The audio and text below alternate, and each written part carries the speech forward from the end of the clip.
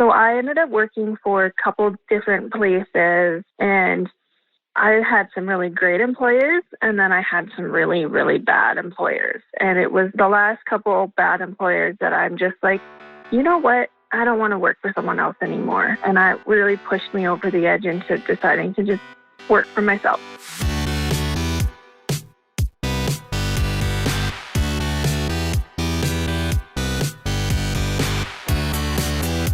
You're listening to The Successful Bookkeeper with your host, Michael Palmer. Listen each week as inspiring guests share their secrets of success to help you increase your confidence, work smarter, and build a business you love. This episode of The Successful Bookkeeper is brought to you by PureBookkeeping.com, the proven system to grow your bookkeeping business.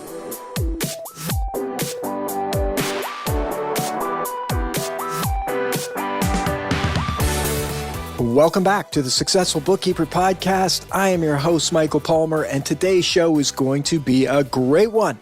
Our guest is the owner of Steadfast Bookkeeping and Consulting, Inc., based in Calgary, Alberta. She is a Pure Bookkeeping licensee. Leal Fix, welcome to the show. Hi, Michael. Thank you. It's great to have you, Leal. I've gotten to know you a little bit over the last couple of months, having been in our Pure Bookkeeping community. And recently, in fact, we have another guest that was recently on the show, Sarah Dehan. It was actually in that exact call, our weekly success call, with our Pure Bookkeeping licensees, where you had shared something that you were doing in your marketing that was I just absolutely loved the initiative, and I loved what you did with it. And I wanted so much to share that with the rest of our community. So it's great to have you on the show. And we're going to get in and tell that story. But Leal, I'd love for you to tell your business journey leading up to this point in your bookkeeping business so our listener can get to know you a little bit. Well, I actually started my company in October of 2019, but I didn't jump into my business fully until March of 2020. I went from working full-time to running my own business, and I wouldn't be where I'm at today if I didn't have the support of the people that I've got around me. So it's been an interesting journey. It's crazy to see how far I've come in 1 year. Amazing. But I wouldn't be where I'm at without Pure Bookkeeping as part of my processes. That's great to hear, and glad that we're able to help you along with it. I'd love to know a little bit about, what had you get into bookkeeping? Well, my life plan when I was younger did not include bookkeeping or a desk job. I wanted to be a translator and work in Japan teaching English as a second language. But when I was going through university, I ended up in a rough situation and I had to move back home. And my dad is supportive, and he's like, you need something to do to keep you busy, so I'm going to teach you bookkeeping for my business. And so that's where I started, and I found out that I actually enjoyed it. So here I am today. Wow. You worked in your family business did the bookkeeping, and how many years did you do that for? I did that for about 6 years. And you found that you loved the work or enjoyed the work. I maybe put loved in there for you, but you enjoy the work. And then why enter it as your own business? What had you start to say, well, I'm going to expand beyond just doing the books for the family business and expand out on your own? Well, after the first 6 years of doing the bookkeeping for my parents, they actually pushed me out and said, go get some real world experience. And so I ended up working for a couple different places, and I had some really great employers, and then I had some really, really bad employers. And it was the last couple bad employers that I'm just like, you know what? I don't want to work for someone else anymore. And that really pushed me over the edge into deciding to just work for myself. Mm. And that was in and around late 2019. And then you started your business, but it took you a while to sort of get established. And how did you learn about Pure Bookkeeping? So I'm a researcher. I was doing some research on tools or groups that could help me like really get a solid foundation for my business. Because if I'm going to do something, I want to start it right. I don't want to go back and fix it. And I came across Pure Bookkeeping and something just clicked. So I decided, make the leap of faith and just go for it. And how has that journey been for you? You said it's been important. What were some of the first things you did as a Pure Bookkeeping licensee? I changed the way that I talk about what I do. I'm not just a bookkeeper anymore. I went through the implementation program and the training for the QuickBooks software. And I found that very fascinating because a lot of the stuff that is best practice and is put down as best practice in the Pure Bookkeeping program is stuff that I was already doing and I didn't even realize.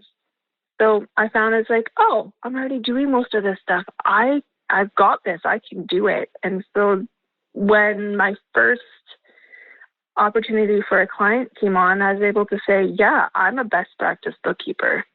Very good. So it gave you confidence. Yes.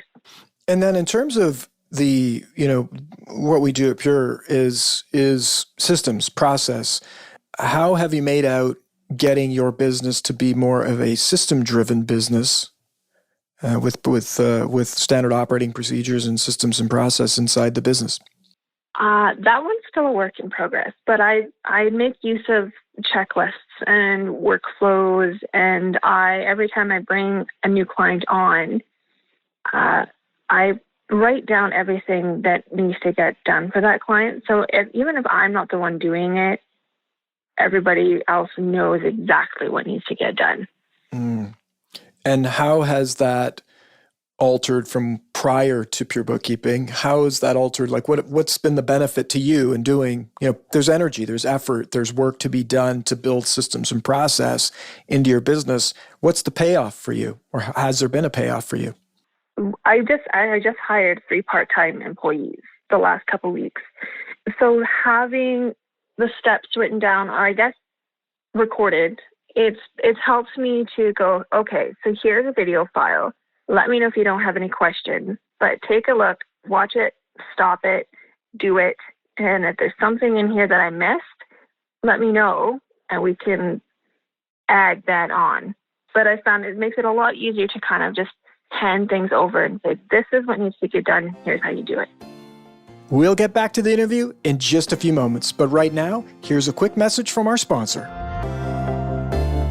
Manage bookkeeping quickly and easily.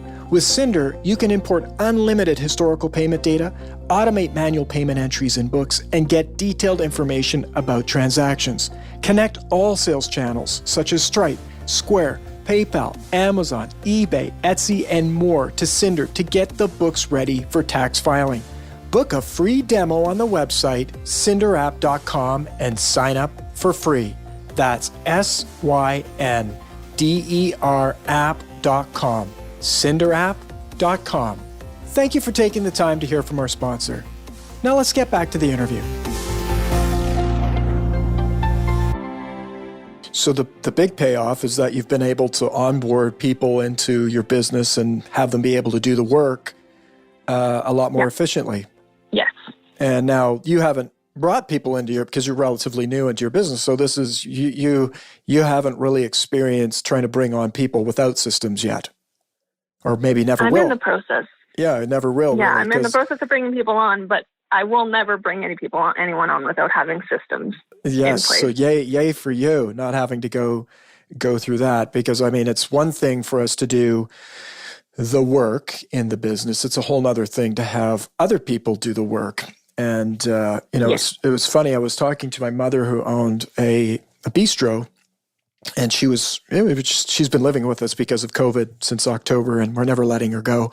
So we were just chatting about, and I was involved with that business with her, and we were chatting about that when she had first started the business. She thought, okay, I'm going to go from, working in this job where she had a job and she worked most of her life. Now she always had side gigs and different things. She would cut people's hair, and she did a lot of that. So she did that work. So she kind of had like a micro side business that you would call today, but she always worked for this packing house, and she did that work for most of her life. And so this opening this bistro was almost like her retirement, if you will, like, pre-retirement job. And she thought, oh, the toughest part of the business is going to be a bunch of different things that she had said about running a bistro. And she thought, oh, the staff will be the easiest thing. You just hire people and they come and do the work, right? And that ended up being the worst part. The most challenging part of the business was managing and people and training people and having people do the work that she needed to done to her level of satisfaction, because she wants, it's her business. She wants to give people wonderful food and have a wonderful experience when they're there.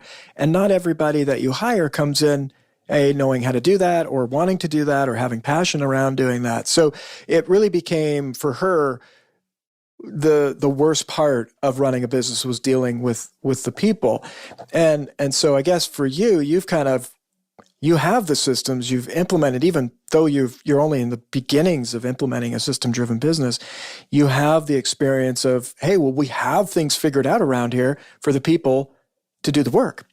Yeah, and part of that comes from past experience. I was in a management position in a couple of the previous jobs, so I had to train people, and I saw firsthand exactly what it's like when you don't have systems in place. And how are you supposed to train someone if you don't know what you're doing? Yes, or have it, even if you know what you're doing, having to unpack what it is that you do, and the steps in the process of how to reproduce it. Because when we know something, we just know how to do it, and we go about our day and we just do it. Now, if we had to explain it to somebody else, wow, there's a lot involved in what we do, and that is the big challenge. And that was the same for my mom. It's like, I know how to make a wonderful soup. I know how to make a wonderful coffee. I know how to make, bake all these things and do all these things. I know how to be friendly and nice to customers. I know how to order all these things. But all of those things are very detailed oriented things that, if not done a certain way, the outcome is not that way. And so wonderful that you're getting that figured out, and that, congratulations as well, bringing people into your business in a year. I mean, for some people, it takes years before they do it. And often what I've heard is people will hire people and then realize this is worse than what it was when I had no people. And then they go back to just getting rid of all the people and just doing it themselves, which again is a symptom of not having systems and processes in place. So now you're like 2020 March. We're coming up on your first year anniversary of kind of full on into your business. Where are you at now with your business? Let's see. Well, now I've got a couple good partnerships that are bringing in business. I've got about 10 of my own clients, and I never thought I would be here or doing as well this year, because I only started last year. I brought my first client on this week last year, and to have over 10 clients and a partnership with a tax professional who I've got about 10 clients through them now. Plus, I have a partnership for cleanup work with another pure bookkeeping member. It's pretty good. Incredible. So you've developed a relationship with others in our community to both do work and also provide work to others. And it's remarkable what you've been able to do in a year, and be in a year not only establishing those partnerships, but establishing lead flow into your business, bringing on staff. I mean, you've accomplished a lot, and you started with Pure Bookkeeping in December of 2019. So you're a year and a bit into it. Yeah. Now, getting clients, what are some of the things that you did to establish your marketing for your business? Initially, it was just word of mouth. It was someone my parents knew or someone that person knew, which led me to the first client. And then after that, it was, other people in a business program, Make Your Mark, and people in there that met me, knew me, and so I guess networking. And then my first client had mentioned that, hey, you should have a Kijiji ad. And he actually wrote the entire thing for me. And that has been my primary source of leads from probably about May last year to current. It's my primary. It's where I've gotten most of my clients. It's where I've got the partnership with the tax professional. I am so grateful that they wrote it.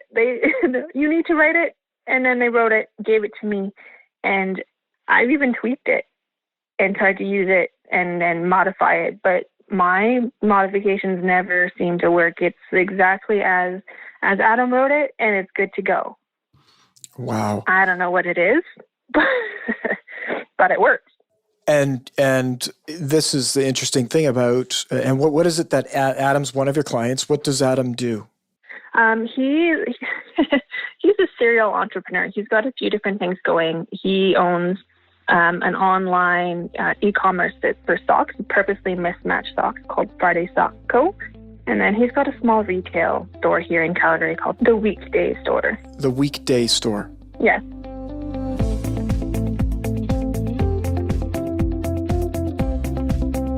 Okay, very interesting. Well, those are some interesting. He's awfully a creative mind by the sounds of it. It's like he's invented a whole new line of socks for Fridays and the weekday store.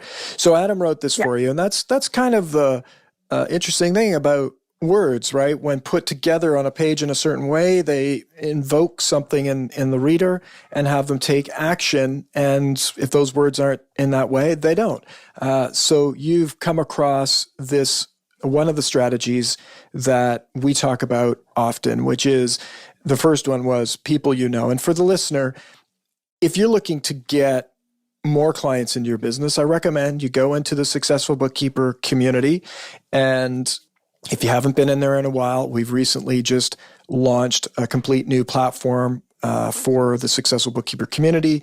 So that's been a big undertaking to have a better experience. So if you have any troubles logging into that, of course, just let support know and we'll get you set up with that. But what's exciting about it is that the 7x5 marketing course, that's 7 strategies to find 5 new clients over the course of a year, so 35 clients.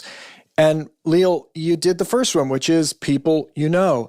And now one of the other strategies is online marketing, which there's a lot of ways to market yourself. And you used Kijiji. And this was we talked about this. You shared with in the success call, this strategy. You shared your ad that was working. Very generous of you to share that with our Pure Bookkeeping community. And I just loved the initiative. You got out there, you took advantage of something that's always there, has always been there, but many people don't. And so now you're getting results from it and probably not spending a heck of a lot of money on it. No, I'm spending about $25 a month. $25 a month. And how much business do you think you've attracted through that strategy? Let's see, I've gotten about 6 clients in a couple months, and plus on the partnership, it's hard to say. So I've brought in essentially probably about 20 clients, whether it's through a partnership or just through my own business in the last 3.5 months. And so it took some time for it took some time. It's pretty fast, but 20 clients, and that came both from direct clients from the Kijiji ad, but as well, you found a partner who found you through Kijiji and now is providing clients to you, which is, and the partner is an accountant? So the partner she is a personal tax professional. She's got a partnership with an accountant who does the corporate taxes. She was just looking for someone to help with the bookkeeping on a month-to-month and then catch up for year-end for tax purposes. Perfect. And she found you on Kijiji? Yes. Wonderful. And so for very, very little money, I mean, your return on investment is probably in the tens of thousands of times, which is amazing and long term. What is it? Like you wrote this, you had this ad written.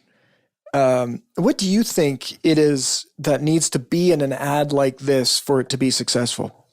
The first thing I'd say is a testimonial. And then the second, I would say, so we as bookkeepers tend to use our jargon, our numbers language, so to speak. And the average person doesn't understand it. So I'd say keep it plain and simple, and you don't need a list of what you do. You just need to say how you help. And then, of course, like the client, getting a client testimonial is important too, because then you've got that, they can see, oh, they actually have helped this business in this way. And in the words of a mentor of mine, you have to have that. They have to know, like, and trust you in order to do business with you. Yeah, sounds like a very brilliant mentor. And that's the truth. Know, like, and trust. And so your ad, for those out there, I would say no ad is less, I'm jumble that up. Having any ad is better than no ad, especially at $25 a month.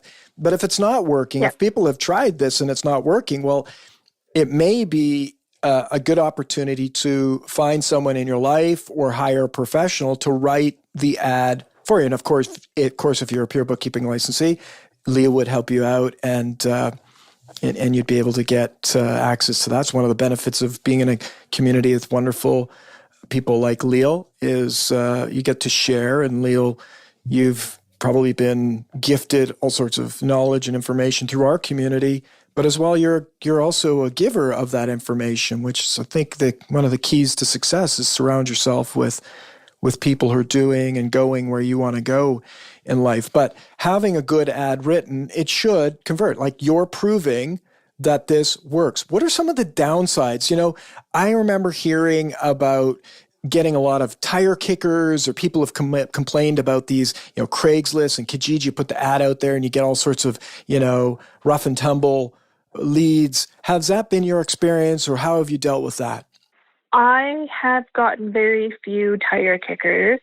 I'm a huge believer in the energy we put out is what we come back. So every time I repost the ad, I put it out with the energy that it's going to give me the leads and the clients that I need, or that I want. And I've gotten maybe 3 tire kickers in the span of about a year. And so how does that work when you get someone coming in responding to this ad? What's your process? What does it look like? Do they book a meeting with you? What does that process look like? So initially I ask them a little bit about their business, kind of what they're looking for in a bookkeeper. And if they respond, we book a call and we have further conversations. I've got a couple questionnaires that we go through. And if they don't respond, or they flake, I guess, then I will reach out once or twice more just to touch base, say, hey, are you still looking for a bookkeeper? Are you still interested in talking? And if not, I let it go. Too easy. And have you had any negative experiences from this strategy?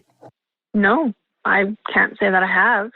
And I don't, even if there was, there's something that I would have learned from that situation. So I still wouldn't call it a negative. Yeah, you're learning, you're adjusting, and that's business. There's going to be things that don't work, and there's going to be things that work for others that don't work for you, and vice versa. It's the part of the business is not just opening up a box and turning the key.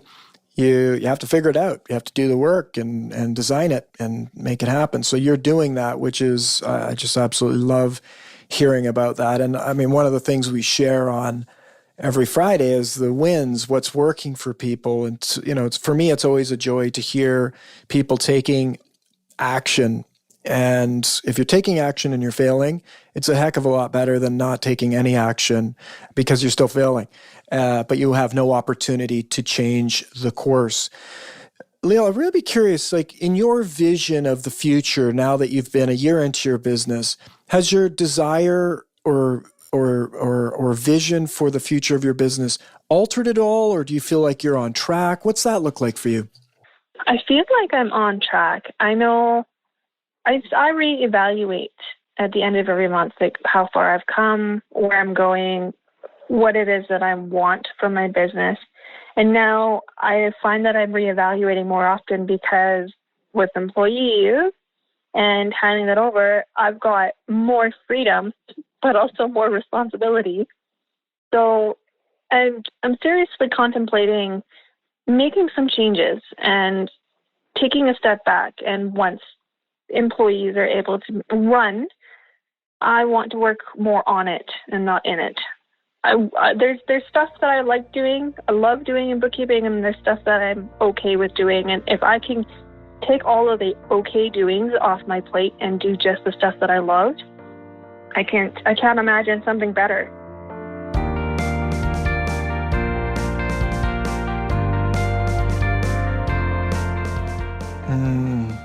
That's so exciting. You're building a business you love. It doesn't happen overnight, but you're on your way there, and you're clear about what that's looking like right now, and you're putting plans and taking actions to put it in place. And I just absolutely love hearing that. We have so many listeners that are in your situation, or, either behind where you are and moving to where you are, or beyond where you are.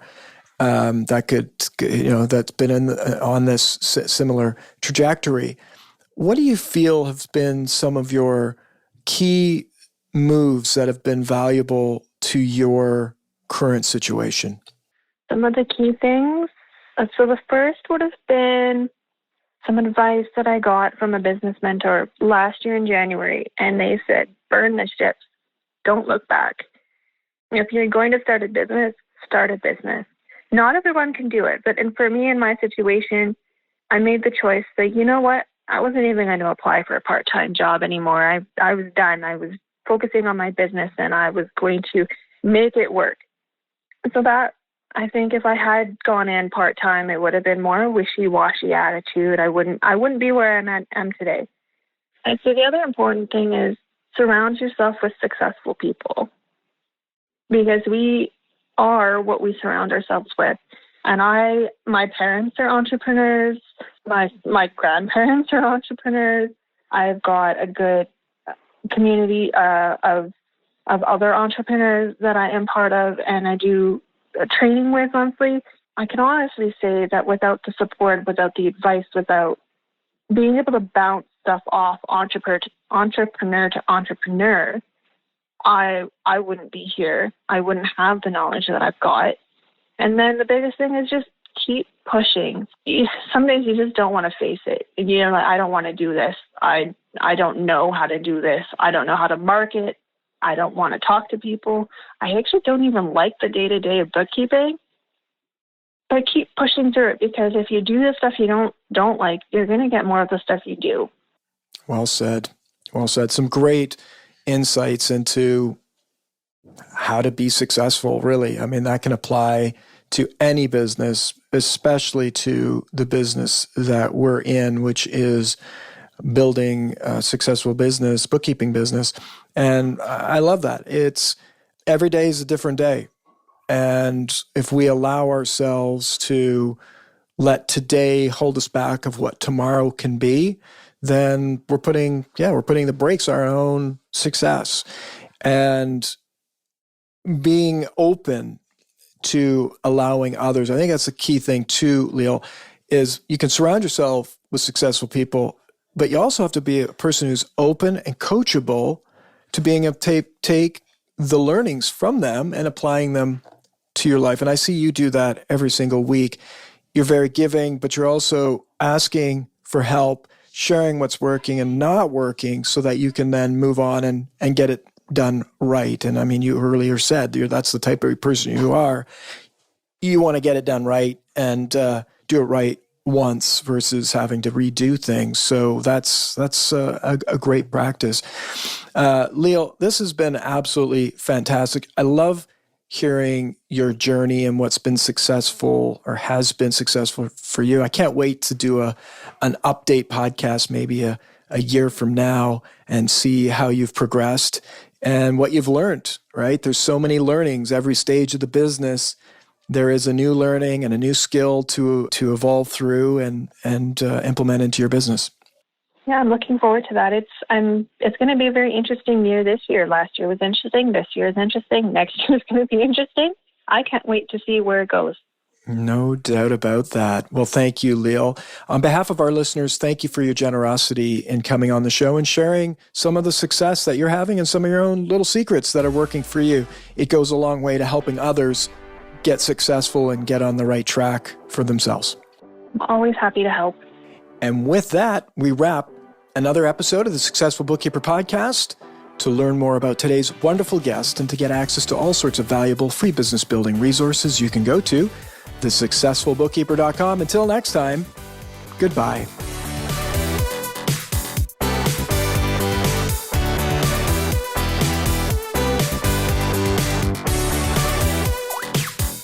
You've been listening to The Successful Bookkeeper with Michael Palmer. For more information and to download the resources mentioned in this episode, please visit us at thesuccessfulbookkeeper.com. Thank you for listening.